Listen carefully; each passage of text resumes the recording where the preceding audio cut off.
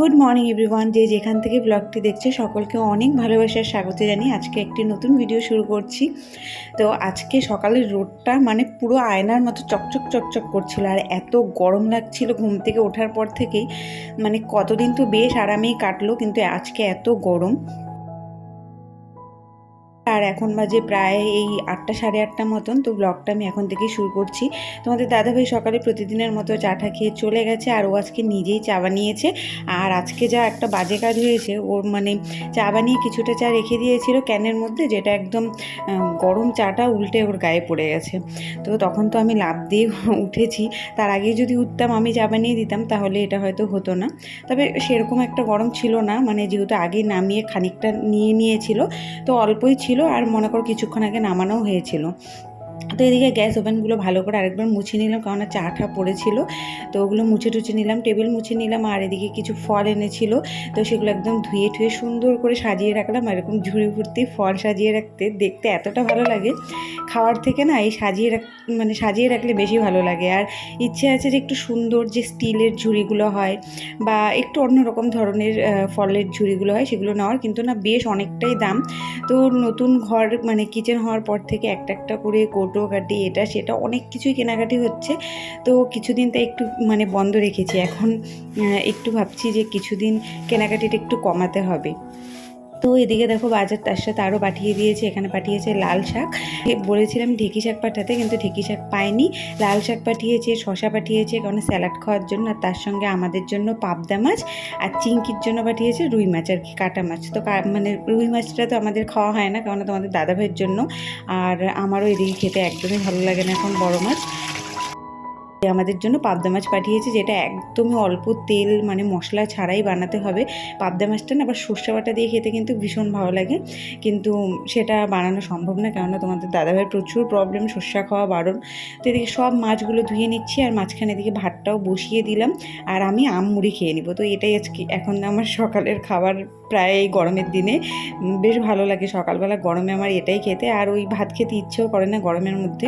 তো সব মাছ টাছগুলো একবারে ধুয়ে হলুদ লবণ মাখিয়ে নিচ্ছি। আর চিংকির মাছ না এতগুলো ভাজা করব না, মনে করো 4 পিসের মতো ভাজা করব, আর বাকিটা ওই রেখে দিব ফ্রিজে, পরের দিনও হয়ে যাবে।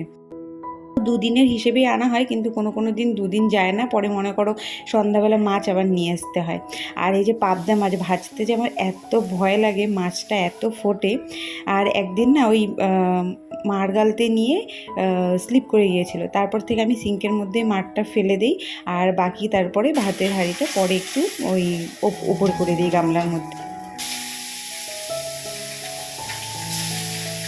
তো এখন মাছের ঝোল করব আলু বেগুন দিয়ে, কালো জিরা ফোড়ন দিয়ে। তার সঙ্গে ঢ্যাঁড়স ছিল আগের দিনের, তো ঢ্যাঁড়সটা নষ্ট হয়ে যাবে, সেটাও ভাবলাম কেটে ভাজা করে নিব। আর লাল শাকটাও করব।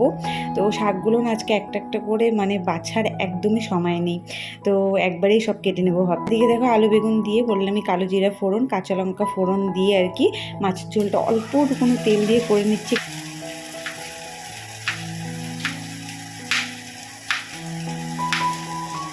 কেননা তেল খাওয়া একদম বারণ, মশলা খাওয়া বারণ।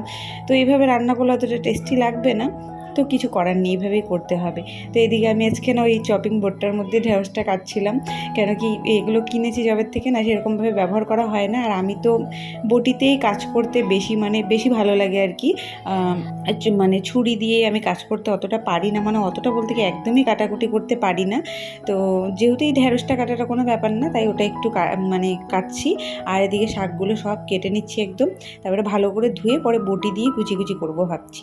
তো আমার আজকে না ফোনে একদম স্পেস ছিল না, যেদিনই ব্লগটা শুরু করেছি এই ব্লগটা একদিনে, যার জন্য আমি কমপ্লিট করতে পারিনি। আর আজকের ব্লগটা না অনেকটা ছোট হয়ে গেছে, প্লিজ একটু তোমরা দেখে নিও আজকের দিনটা। কালকের থেকে আমি চেষ্টা করব আবারও আরেকটু বড় ব্লগ দেওয়ার, যেহেতু আমার ফোনে স্পেস ছিল না, যার জন্য আমাকে মাঝপথেই ব্লগটা বন্ধ করতে হয়েছে। তো এরপরে আমি আর যেগুলো ব্লগ করেছিলাম, তো সেগুলো আমাকে ডিলিট করতে হয়েছে, কেন কি ফোনে স্পেসের জন্য, কারণ কি পরের ভিডিওটা আমি এডিটও করতে পারছিলাম না। আর এই ভিডিওটা হচ্ছে পরের দিনের। তোমরা হয়তো দেখে ভাববে যে রান্না পুজো সব একই নাইটি পরে একই জামা পরে আমি দিচ্ছি নাকি, না, এই ব্লগটা পরের দিনের। আগের দিন গিয়েছিলাম বাড়িতে, তো মা আমার জন্য মানে ফুলের কড়ি অনেকগুলো তুলে রেখে দিয়েছিল।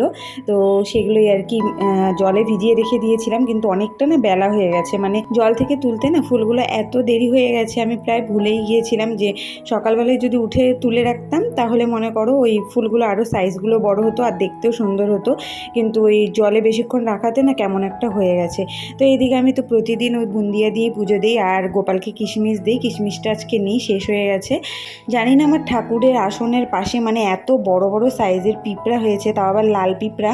মানে কি দিলে যে কমবে, কতদিন ওই ঘর মোছার যে লিকুইডগুলো হয় সেগুলো দিয়ে ঘর মুছলাম, তারপরেও মনে করো পুজো দেওয়ার সাথে সাথে একদম পিঁপড়া দিয়ে ভরে যায়।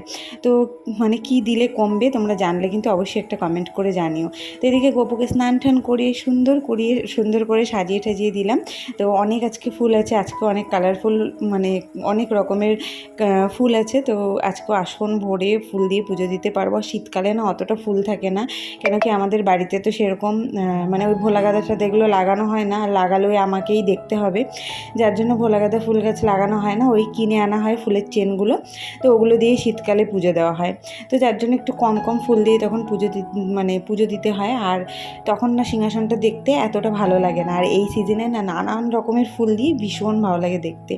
তো চলো ব্লগটা আমি এখানে এন্ড করছি। ভিডিওটা কেমন লাগলো অবশ্যই কমেন্ট করে জানিও।